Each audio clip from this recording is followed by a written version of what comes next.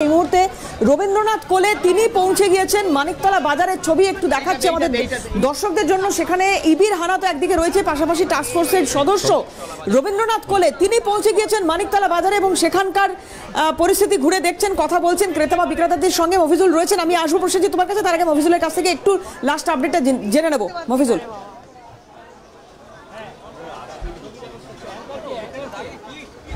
দেখো অবশ্যই রবীন্দ্রনাথ কোলে টাস্ক ফোর্সের অন্যতম সদস্য এবং তার সঙ্গে এনফোর্সমেন্ট ব্রাঞ্চের যারা সদস্য রয়েছেন এবং পুলিশের লোকজনও রয়েছেন, সকলে মিলে একত্রিতভাবে তারা এই মুহূর্তে মানিকতলা বাজারে তারা কিন্তু চলে এসছেন এবং মানিকতলা বাজারের বাজার দর, আজকের দিনের বাজার দর কেমন তারা কিন্তু একেবারে পরিদর্শন করছেন এবং সেখান থেকে যারা ব্যবসায়ী এবং ক্রেতা থেকে বিক্রেতা সকলের সঙ্গে তারা কথা বলে জানার চেষ্টা করছেন যে দাম কমেছে কিনা বা মুখ্যমন্ত্রী নির্দেশ দেওয়ার পরেও ব্যবসায়ীরা তারা দাম কমাচ্ছে কিনা, এই বিষয়টি পরিদর্শন করতেই টাস্ক ফোর্সের যারা প্রতিনিধি বা অন্যতম সদস্য রবীন্দ্রনাথ কোলে সহ এনফোর্সমেন্ট ব্রাঞ্চের আধিকারিক তারা প্রত্যেকেই কিন্তু এই মুহূর্তে দেখতে পাচ্ছি একেবারে মানিকতলা বাজারে তারা সরেজমিনে কিন্তু খতিয়ে দেখছেন সেই ছবি এই মুহূর্তে কথা বলা সম্ভব হয়। বিভিন্ন প্রান্তের মানুষের সাথে কথা বলছি আমরা, সব জায়গায় সুফল বাংলার সুফল পৌঁছাচ্ছে না, কারণ সব জায়গায় সুফল বাংলার স্টলই নেই। কি করবেন সেখানকার মানুষ?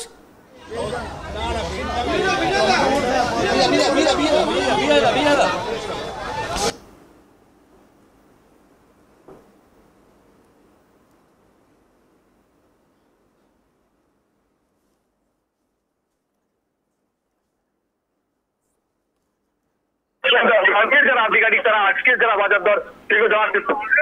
আমি দেখবো যে এই মুহূর্তে তুমি দেখো যে কিভাবে কথোপকথন ব্যবসায়ীর সঙ্গে যেটা হচ্ছে সেটা হচ্ছে দেওয়ার চেষ্টা করবো।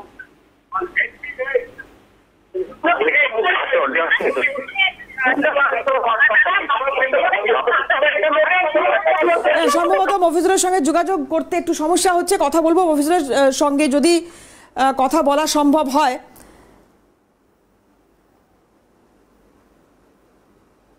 রবীন্দ্রনাথ কোলে কি বলছেন শুনবো। বেশ খানিকটা কম, আমরা আশাবাদী আগামী 7 দিনে আরো কমে যাবে। আপনারা পাইকারি বাজার ঘুরেছিলেন, হ্যাঁ, সুফল বাংলা সুফল পাচ্ছে না মানুষ, সব মানুষ পাচ্ছে না। পাইকারি বাজার খুচরো বাজারের তফাৎ কত? কিছু কিছু আইটেমে অনেকটা তফাৎ, আমরা সেটা বারবার বলছি যে যেরকম এই ঢ্যাঁড়সটা ওখানে বিক্রি হচ্ছে 32-34 টাকা, এখানে বিক্রি করছে 50 টাকা। আমরা বলেছি এটা চলবে না, কমাতে হবে। তারপরে আমরা বলেছি যে পটলটা দেখলাম এখানে 40 টাকা, ঠিকই আছে। হ্যাঁ, তারপরে উচ্ছে এইগুলো, করলা এইগুলো যে দামে বেচছে এগুলো কমানো যেতে পারে। দাম কমিয়ে বেচো, এত বেশি লাভ করো না, ভেতরে করে দেবে, ভালো লাগবে। মুখ্যমন্ত্রী বলছেন এখন শুধু ক্রেতাদের বা বিক্রেতাদের উদ্দেশ্যে এই সমস্ত বার্তা দিলে সেটা কি খুব সঠিক হবে? যেরম কিনবে সেরম বেচো, অতিরিক্ত সুযোগ নিও না, এসব করো না, বারবার বলছি। হ্যাঁ, এসব করো না। আপনারা ভিজিট করার পর দাম কমছে, তার মানে দাম তো কমানো যায়। আচ্ছা, কমানো বুঝেছি। মাল আমরা কোলে মার্কেটে গিয়েছিলাম, ওখানে মালের ক্রাইসিস আছে, কারণ আমরা কোনো ভিড় দেখিনি। যে ভিড়টা অন্যান্য দিন গিয়ে দেখি সেটা দেখিনি, অনেকটা ফাঁকা ছিল। সেই জন্যে আমরা চেষ্টা করছি এটাকে দাম, আমরা আশাবাদী খুব দাম কমে যাবে। সব ব্যবসায়ীদেরকে বলছেন, কিন্তু মুখ্যমন্ত্রী নির্দেশ দিলেন, আপনাদের তো রেগুলার রিপোর্ট পাঠানোর কথা, কিন্তু এই যে এত বাজার দর বেড়ে গেল সেইটা কেন হলো এতদিন? ব্যাপার হচ্ছে যে সাধারণত প্রশাসন অনেক বড়, এত লোকজন, এত কিছু, এত সমস্যা, সেই সমস্যাগুলোর দিকে হয়তো নজর, এই দিকটা হয়তো কিছুটা আমাদের পক্ষে ভুলচুক হয়েছে, কিছুটা এড়িয়ে গেছি আমরা। কিন্তু শেষ পর্যন্ত তো আমরা নেমেছি, দেখছি কমে যাবে, আর চিন্তা নেই। একদিনে কতটা কমলো সেটা আমি বলতে পারবো না, ঘুরে বলতে পারবো। অনেকটাই কমবে, অনেকটাই কমবে। ব্যবসায়ীরা বলছেন, আপনারা ব্যবসায়ীদের কাছে বলছেন, তাদেরকে দাম কমাতে বলছেন, কিন্তু তারা বলছেন যারা মিডলম্যান তারা তো দাম বাড়াচ্ছে, যারা ভোরে তারা তো দাম বাড়াচ্ছে, তাদের ক্ষেত্রে আপনাদের নিয়ন্ত্রণ কোথায়? এর থেকে এদেরকে যারা সাপ্লাই দিচ্ছে তারা হচ্ছে হোলসেল মার্কেটগুলোই দেয়, বা কিছু লোক আছে যারা ডাইরেক্ট মাল এনে দেয়, সেইগুলো আমরা ধরার চেষ্টা করছি। কি করা যায় সেটা দেখা যায়। এবারে একেবারে সারা বাংলা জুড়ে চলছে এই পদ্ধতি, এবং যত জেলার এসডিও বিডিও তারাও জয়েন করেছে, সমস্ত বাজারগুলোয় জেলাতে যাচ্ছে এবং এর এফেক্ট সারা বাংলা জুড়েই পড়বে 10,30,00,000 লোকের ওপর। একেবারে আমরা কথা বললাম রবীন্দ্রনাথ কোলের সঙ্গে, তিনি পরিষ্কার তুমি শুনলে দেবারতী যে দাম কমাতে হবে, পরিষ্কার নির্দেশ দিচ্ছেন যারা ব্যবসায়ী রয়েছেন মানিকতলা বাজারে, যারা বিক্রেতা রয়েছেন, অতিরিক্ত লাভ করা যাবে না, কড়া নির্দেশ কিন্তু এই মুহূর্তে কিন্তু দেওয়া হচ্ছে, সেটা কিন্তু আমরা দেখলাম সেখানে রবীন্দ্রনাথ কোলে তিনি কিন্তু বলেছেন। বাস্তব পরিস্থিতি হচ্ছে যে দাম যা গতকালকে দেখে এসছি তার থেকে কিছুটা কম, মানে বাজার এখন নিম্নমুখী। আগে যেরকম ক্রমাগত ওপর দিকে ছিল উলম্ব, সেটা না, এখন ডাউন গ্রেডিং হচ্ছে।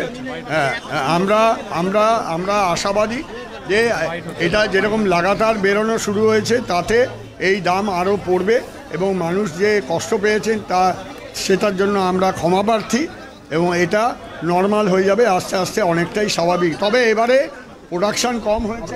যেবার যে শুনলে রবীন্দ্রনাথ কোলের বক্তব্য, এই মুহূর্তে আমার সঙ্গে রয়েছেন মানিকতলা ব্যবসায়ী সমিতির সেক্রেটারি এবং টাস্কফোর্সের অন্যতম আরেক সদস্য, তার সঙ্গে কথা বলবো। মানিকতলা বাজারই আপনার যে বাজার, সেখানেই কিন্তু আপনাদের এই পরিদর্শন চলছে, এনফোর্সমেন্ট ব্রাঞ্চের আধিকারিকরা রয়েছেন।